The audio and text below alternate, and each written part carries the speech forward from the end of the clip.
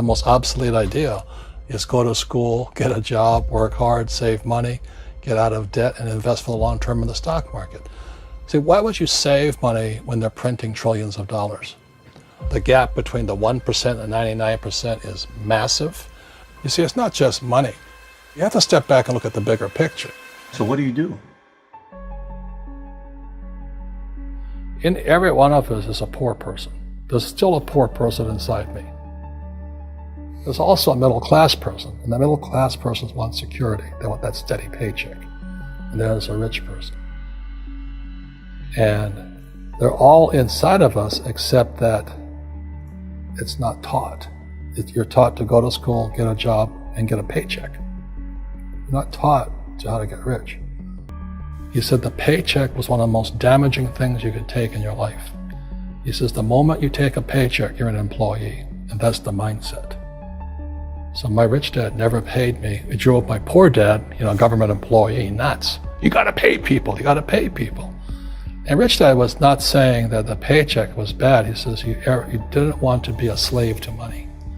So as an entrepreneur, if rich dad folded, I just started another company. I don't need a paycheck. I don't need anybody to take care of me. If my government doesn't like me, I move to another country because they need entrepreneurs there. So the entrepreneur is not so much the business. The entrepreneur is really the mindset and the skill sets and the different set of rules. You see, small business does not operate in the same rules as big business. Entrepreneur is a mindset first, a skill set, and rules. And depending upon whether you're an employee or a small business, the rules are different. The mindsets are different, the skill sets are different. If you could say one thing to somebody who's never been an entrepreneur and they're thinking about making the leap of faith into becoming an entrepreneur, what could you tell them? Well, I'll just tell them the same thing that happened to me. My last paycheck, I still remember it clearly. It was one of the worst and the best days of my life. And I was in Puerto Rico. I was working for Xerox. And my boss gave me my last, it wasn't a paycheck, it was a bonus check. I think it was about $30,000 taxable. It's the only problem with that. So I got this check and I went, holy mackerel. You know what I mean? So I was excited, but I was also disturbed. And so this other guy comes up to me, his name was John. And John says to me, he says, you're gonna be back. I said, why? He says, because you're gonna fail. I looked at him and said, look, few expletive words. Because that's what he did. He left Xerox, failed, and he came back. And I said, look, you failed and you came back, but I'm gonna fail and I'm never coming back. And that's the attitude. Do you know what I mean? If you say, well, if I fail, I'll go back to mommy and daddy, then that's what you'll do.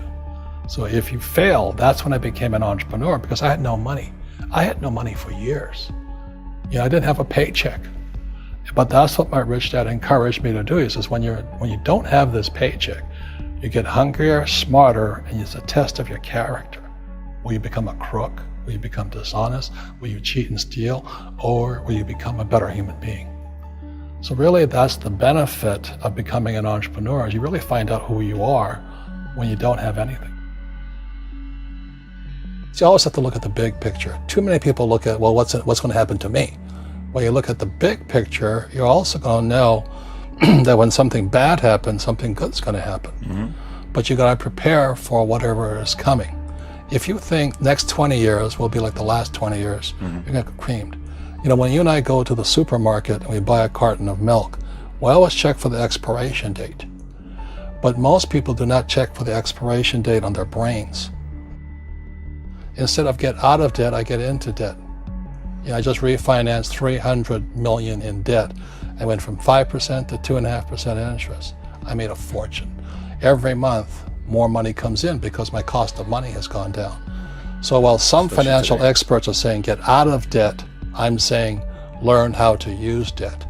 See, when I came back from in Vietnam in January of '73, the first thing my rich dad said to me was go to school to learn how to invest in real estate. It wasn't real estate, it was how to use debt and taxes.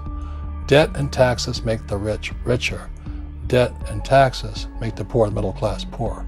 So all the rich guys who are doctors and lawyers or You know, those guys, they're getting creamed and they don't know why. Doctors are getting creamed. Oh yeah, they're making more money, but the take home is less. Sure. You know, my doctor just yelled at me. He was happy. He says, "Oh, guess what? I finally made $1 million." And I said, "Yeah, this was just 3 weeks ago." And so I said, "Yeah, well, how much you pay in tax?" He says, $750,000 in taxes. So his net was about $400,000. That's not bad. But when I make $1 million, I keep $1 million. And the reason is because I don't make it by working for money. See, if you work for money, you're taxed.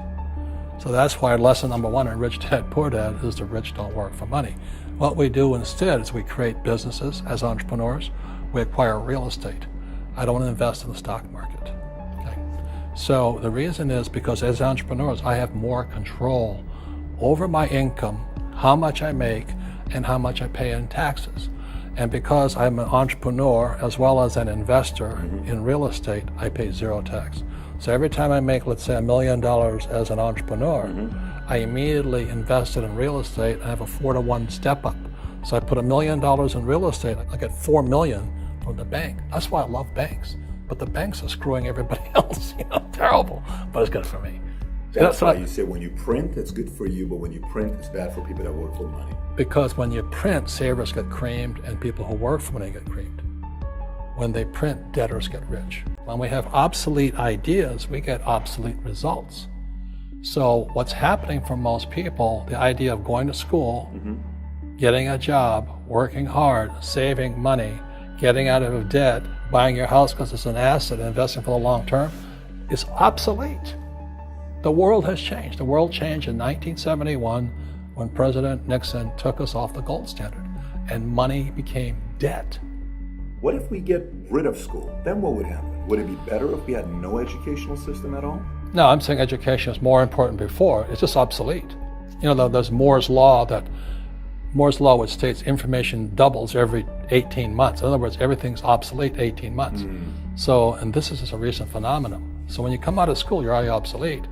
And that's why I'm the old guy, you know. I meet my friends who went to Harvard. Yeah, I went to Harvard. I said, yeah, that was how long, 50 years ago? Your savers are losers and cash is trash. That's an obsolete idea. Get out of debt is an obsolete idea. You should learn how to get into debt, how to use debt to get rich, and they'll never teach you about taxes. The reason the 1% is way up here and the 99% are going this way is because when you print money, 2 things happen: inflation and taxes. It's going to crush you. And any entrepreneur thinks, I'm just going to make money, I'm going to start a business and make a lot of money because of what we talk about. They really have got to smell the roses, man. You know, that's not what the real entrepreneurs are doing. Most entrepreneurs, there's 28 million small business owners in America. 24 million are what are one-person entrepreneurs. They're called non-employee entrepreneurs. So and that's what happens is when people don't really understand what an entrepreneur does. So most big people are self-employed, but they're not really entrepreneurs. The self-employed pay the highest taxes of all, and nobody tells them that. Yeah, it's also called the entrepreneurial spirit, but what we were actually talking about was there's no such thing as a bad economy. You know, there's external, you and I, we all have an external economy, but we also have an internal economy, and the willpower is to change our internal economy. So for me, I can see the good and I can see the bad. I don't really give a damn because I'm going to be rich anyway. But a poor person with a poor personal economy, all they're going to see is a bad economy because they don't know how to make money in any economy. And a middle class person, they have a middle class economy. You know, what they want is a nice house and a steady paycheck and the job and the car. And so when you take their job away, to them, that's disaster. Well, since an entrepreneur doesn't have a job anyway, it's no big deal. So all I'm saying to people, and it's what Bucky Fuller taught me, is always 2 sides, you know what I mean? Unity is plural, at minimum 2. So if you think the economy is bad, it's because your economy is bad. If you think that steady, employment is important, then you'll see an economy without jobs. Your economy versus the external economy. What you control versus what you can't control. I can control. Yeah, it's called an internal focus versus an external focus. So the real entrepreneur has an internal focus. But if they fall down, they say, oh, this is good, because I'm going to go up higher. You know, the average person will fall down and say, oh, I'm going to take some Prozac. Or the real entrepreneur, whether they fall down, they always can go up. They can stand back up and go higher.